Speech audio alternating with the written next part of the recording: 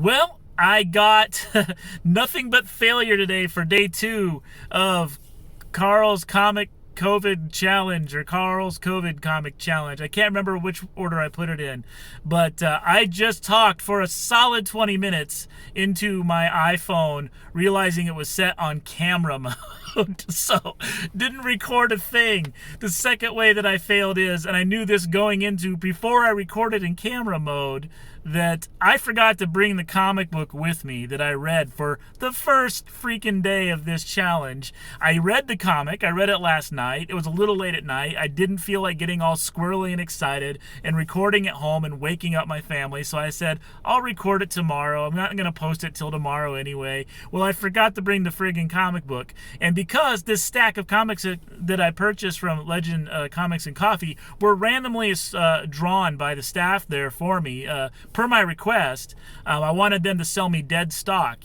stuff that was ordered and maybe didn't sell through. I wanted to get that, and they did me a solid and gave me all number 1, so I'm not jumping into, in theory, in the middle of a storyline or something, which I thought was going to be fun, but, now that I've read this first comic book, I'm appreciative that they at least gave me the number 1s.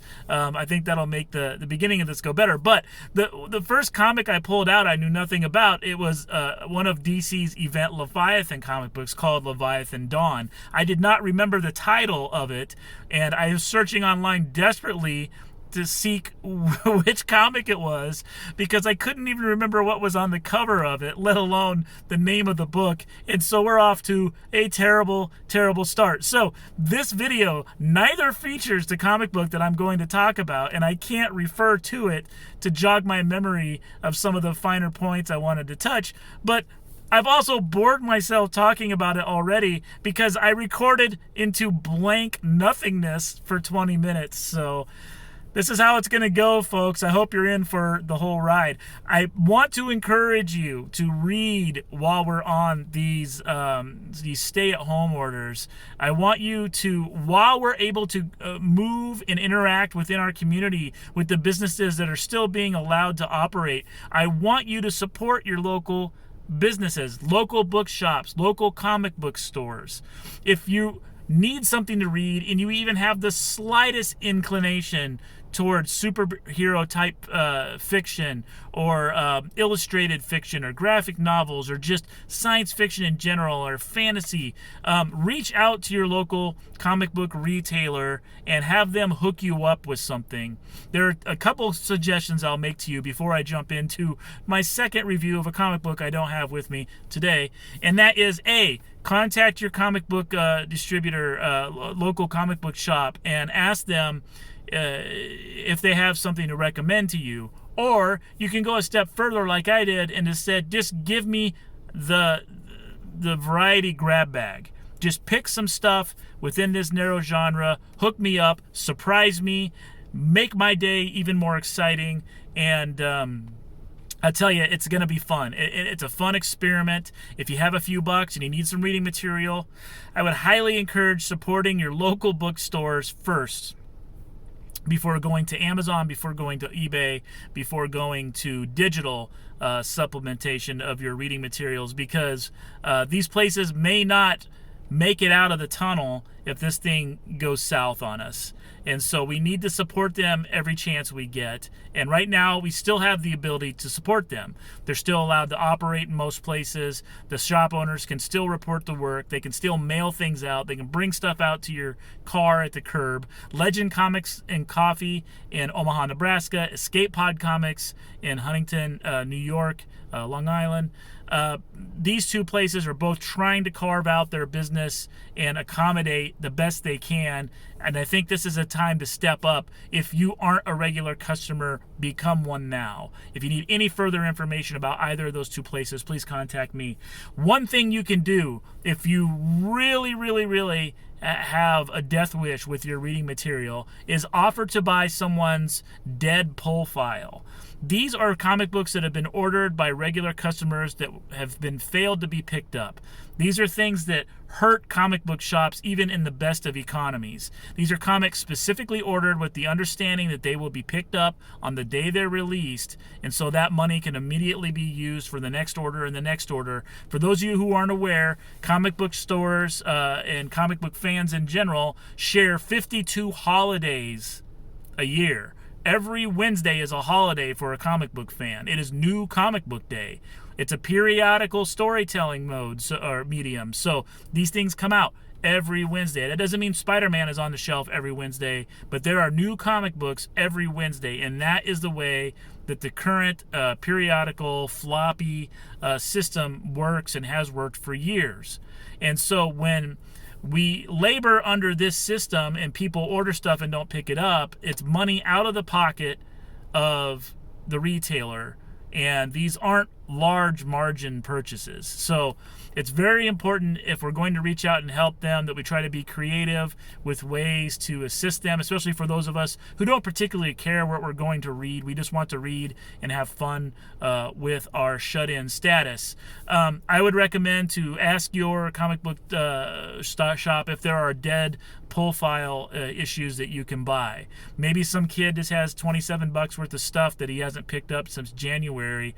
Pay off his bill and read his comics. Or, better yet, if someone's lost their job and can't afford their pull file, pay off their bill so they can read their own damn comics. But ideally, the point here is to find a way to make the biggest impact to help out your local comic book shop, and just maybe in the same action, come on with some stuff. Don't special order stuff. This is not a time to special order something that you've been meaning to read. Read what's on the shelf already. Ask them what they have in abundance.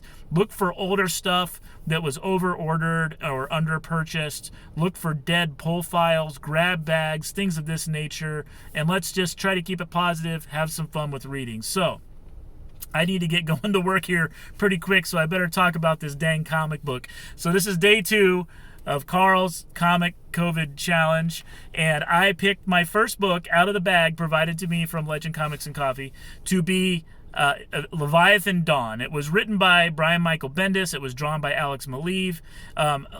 Event Leviathan was apparently, in the naming of it is confusing as heck to me, but it apparently was an event that ran through the titles of DC earlier last year. And so this is kind of a resurgence of what kind of happened afterwards. This is the sequel, I'm assuming. What I read, Leviathan Dawn, and I would normally have shown you right here, the picture of the comic book I left at home, but it involves characters in the DC universe proper who have investigated and exposed this shady underground, basically a terrorist organization, not unlike Cobra from G.I. Joe, that has went through and all the clandestine organizations that exist in the DC universe. So all the little spy groups and research groups, they dismantled all of them. And so that only they were left standing. And they were able to, I think, cherry pick some of the operatives and some of the minds and some of the muscle behind these different organizations and evolve and sort of absorb them into their fold. So Leviathan is both an organization and one person. I think his name is Mark, and I would confirm that if I had the comic book here. I read it at midnight last night. But so he's both a person and an organization and an event that they put into operation. So this was their, beer hall push, of so to speak. So this was their big action that they put in their philosophy into action, sowing dissent and killing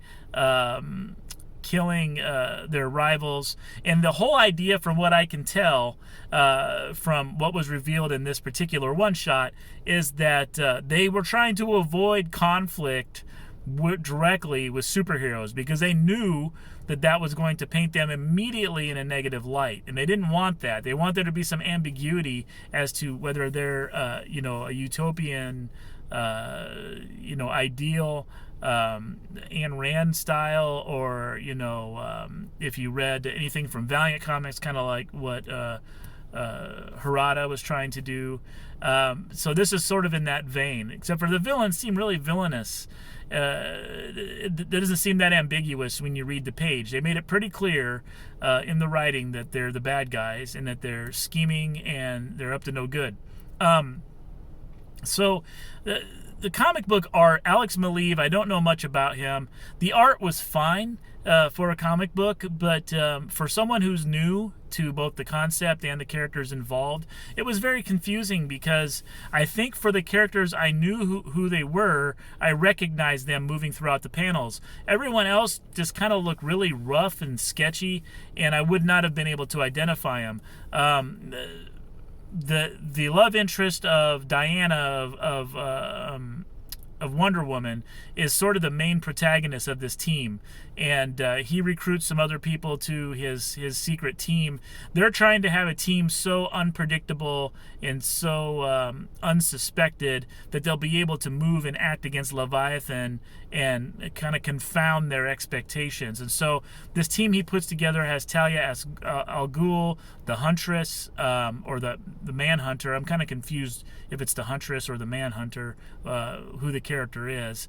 And then the Question, Green Arrow, and then there's some other people I'm forgetting. One gentleman by the name of Mr. Bones. He has a skull for a head, but I wasn't familiar with him. Joe Patrick told me that he was a part of an earlier 90s event that they've kind of soaked into the DC universe now, but it's interesting.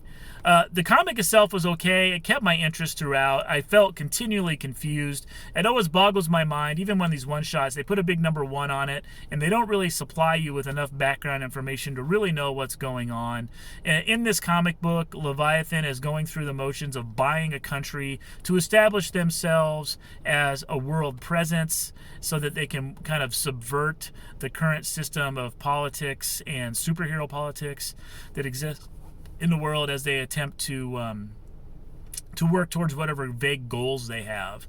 And there's a scene at the beginning of the book, and I'll talk about it because it's less likely to be spoilery. But there's a scene at the beginning of the book when this Leviathan fellow shows up at their headquarters, which apparently is in a space station or something. It never was really clear. It had very kind of angular science fiction kind of motif to it, and all these people are gathered. I'm assuming they're scientists or superheroes or supervillains of some sort. Didn't recognize any of them, and he's asking them questions. They're all sort of got their tail tucked between their legs because things went terrible.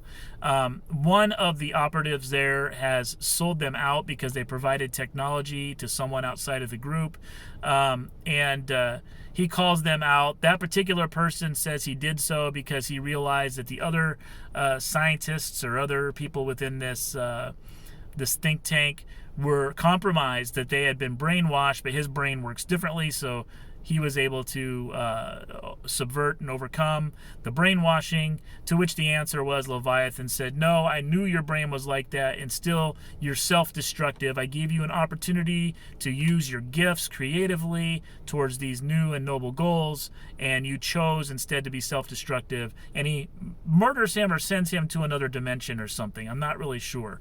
I keep saying him because it's drawn like a nebbish man, not unlike Les Nessman, but they talk about this character as her. They use that pronoun several times, and I know that we're in a different era of pronouns right now, but there is nothing of that character that signals femininity or womanhood or anything, and the way that it's drawn, it is actually drawn classical male. So unless that's kind of part of the message or sort of this new understanding of how pronouns work, I don't want to get into any of the politics of that, and I don't mean to show my ignorance of those things, but the art was very confusing. Not only did I not recognize, nor could I tell apart this group of individuals, I couldn't even tell the gender of that. Now, I did better with the people I knew. The Question, I thought was now officially a woman, but they draw it's sort of just kind of genderless as the question, which I think is interesting, and I think it's good. I don't need to question with like a low cut shirt to prove that she has cleavage. I just was curious if that is the new normal, or if my understanding of that is incorrect. So it could be fun because they have all these detective types trying to not only figure out what Leviathan's up to, but they're actually trying to sabotage their efforts. And so it could be a fun event.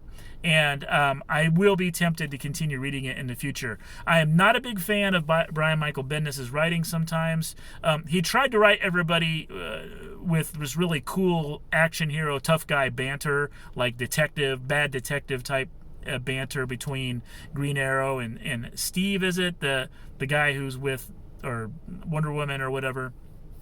And Lois Lane is present, of course, for reasons. But it looks like the last surviving member of Checkmate, the organization, is back in the fold as well. And so there's kind of this trumped up mystery of who this character is, why they trust him, and so on. It was interesting. I think it's something that would probably benefit if you read more DC comics and were in touch with the lore, or if you had read Event Leviathan and maybe got a more proper introduction to who these characters are. On a scale from 1 to 5, I would give it understand this 1 to 5 scale is how much I enjoyed it based on just pulling it out of a sack, not the intrinsic value of the comic itself. I would give it a 3. I wish the art was better. I wish the writing was a little bit better, but it was intriguing, and I think it sets up an event that would be fun to read. Understanding that comic books of superhero nature are best, in my opinion, when they're disposable literature. This is something I'm going to read and follow and get my soap opera fix. I'm not going to go back in the future and tell my kids about how substantially important this was to the history of comic book storytelling. So my expectations are low. And this is a 3, which is right where I want it. And I would buy further episodes of this Leviathan story. So I've written it down on my list as a win. The first book out of the bag. So I read a DC comic from the modern era, something I usually don't do. It's an event that I'm unfamiliar with, and I walked away not angry that I spent a half hour reading it. It's a huge book. I think it's like 48 pages. 2 thumbs up, 3 out of 5 stars from me. Good place to start if you're not wanting to do the random thing as I am. So until next time, this is Carl signing out. Support your local businesses. Love you guys. Hang in there, stay healthy, and stay in touch. Goodbye.